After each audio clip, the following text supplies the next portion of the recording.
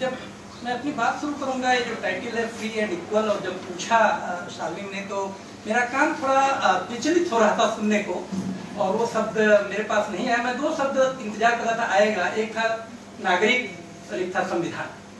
मेरे लिए ये बहुत महत्वपूर्ण है। कई बार मन में प्रश्न उठता है कि जब कोर्ट में खड़े होते हैं तो बाइबिल, कुरान और गीता पे कसम खाते हैं, हम क्यों अपने संविधान पे कसम नहीं खाते? संविधान की क्या मजबूरी है कि वो सड़क पे तो रहने के लिए तैयार है लेकिन हमारे घरों में पहुंचने के लिए तैयार नहीं है? ये कुछ मन प्रश्न है हमारे लिए।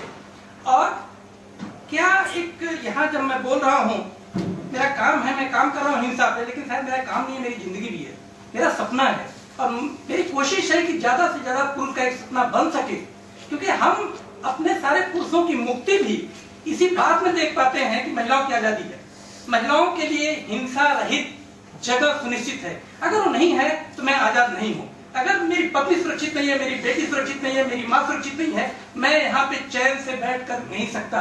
और इसलिए ये केवल महिलाओं की जरूरत नहीं है, मुझे लगता है, मैं आर्ग्यू करता हूँ, ये पुरुषों की भी जरूरत है। मैं ये भी मानने को तैयार नहीं हूँ कि पुरुषों में कोई ऐसा जीन्स होता है कि पुरुष होते ही वो हिंसक हो जाता है या बलात्कारी हो जाता है। ये एक सीखा हुआ गुण है। बहुत सारे पुरुष अहिंसक हैं। अगर 50% महिलाएं हिंसा की शिकार हो रही हैं, 70% महिलाएं हिंसा की शिकार हो रही हैं, तो 50 से 70% पुरुष हिंसा कर रहे हैं। 30% पुरुष फिर भी हैं जो कि हिंसा नहीं कर रहे हैं, और अगर वो 30% नहीं कर रहे हैं तो बाकी भी वैसे बन सकते हैं। हमको ये बात बार बार उठाना पड़ेगा। पुरुषों की बहुत बेचैनी थी। हम लोग करीब 2000 से कोशिश कर रहे हैं कि जब महिला हिंसा हो तो मीडिया, सरकार, पुलिस, वकील क्यों पूछे कि महिला संगठन कहाँ है, क्यों पूछे कि एडवा कहाँ है, क्यों नहीं पूछे कि पुरुष कहाँ है। और वहां से हमारा प्रश्न शुरू हुआ, पुरुष कहाँ है, पुरुष चुप क्यों है। बहुत सारे पुरुष प्रॉब्लम ये थी जिन्होंने हिंसा नहीं किया था, उन्होंने भी जाकर के स्पष्ट रूप से मना नहीं किया था। मैं किसी का दोस्त था, किसी का भाई था, किसी का शिक्षक था, लेकिन मैंने मना नहीं किया, मैंने रिलेशनशिप नहीं तोड़े कि मैं इस हिंसा के साथ में नहीं हूँ। और इस तरीके से गलत मैसेज दिया, हमने एक समर्थन दिया हिंसा को। इस केस में कम से कम इतना हुआ कि बहुत सारे पुरुष बाहर आए और उन्होंने अपने गुस्सा का इजहार किया। ये हमारे लिए बहुत बड़ी सीख है हमको। लेकिन दूसरी सीख भी इससे मिली कि हिंसा को खत्म करने का रास्ता हिंसा नहीं हो सकता। हिंसा को दोनों तरफ से हमको प्रश्न खड़ा करना पड़ेगा। हर पुरुषों को जो प्रिविलेज मिला है, जो पावर मिला है, उस पर रिफ्लेक्ट करना पड़ेगा, ये किसने दिया है, ये क्यों मिला है, क्या ये ईमानदारी का है, एक बड़ा प्रश्न है। दूसरा प्रश्न है कानून का। तो अगर हमको कानून चाहिए, कानून का इम्प्लीमेंटेशन चाहिए, तो कानून को तोड़ करके उसको नहीं दे सकते। हिंसा खत्म करने के लिए हम हिंसा का रास्ता नहीं ले सकते।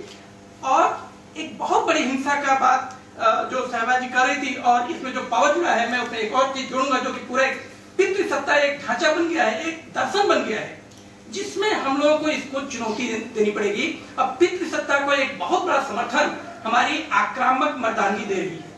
इस पे प्रश्न खड़ा करना होगा, क्यों हमारी बेचैनी है, क्यों पुरुष इतनी आक्रामकता के साथ अपनी मर्दानगी दिखा रहे हैं, क्यों जो पुरुष आक्रामक नहीं है वो हमारे समाज में, परिवारों में स्वीकार नहीं हो पा रहे हैं। उनकी विजिबिलिटी बढ़ानी पड़ेगी, उनकी स्वीकारता बढ़ानी पड़ेगी। और ये हमको इस पुराने आंदोलन से सीख लेनी पड़ेगी कि इसमें कहां-कहां हमने एग्रेशन किया, कहां-कहां हमने हिंसा किया, और कहीं हमने अपने गुस्से के साथ साथ मुद्दे को भटकाया तो नहीं। पुरुषों के साथ काम करना इसीलिए मुझे लगता है बहुत जरूरी है कि अगर पुरुष अपने रोल को बदलेंगे, अपने पे रिफ्लेक्ट करेंगे, तो पूरी पितृसत्ता पे एक चुनौती खड़ी होगी, पूरी पितृसत्ता पे एक चुनौती खड़ी होगी, और सबके लिए एक जो है हिंसा रहित जगह तैयार हो पाएगी। इस मुहिम को लेकर के हम लोग कई स्टेट में काम कर रहे हैं। यूपी में men's action for stopping violence against women खड़ा हुआ है, और जो कि आपकी जो संगठन उसके साथ बहुत क्लोज काम करता है।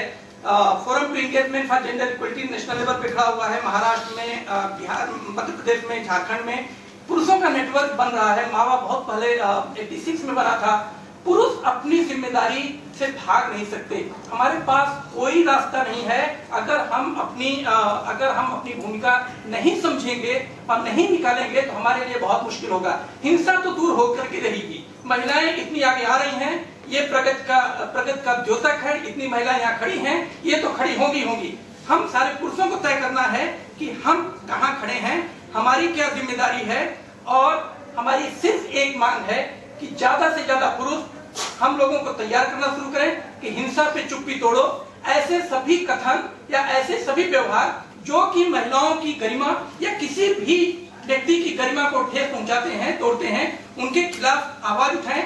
और पुरुषों को शायद महिलाओं के नेतृत्व को स्वीकारना सीखना पड़ेगा, उनके नेतृत्व में काम करना भी सीखना पड़ेगा, अगर हम रियली समानता पे विश्वास करते हैं और संविधान पे विश्वास करते हैं। Thank you.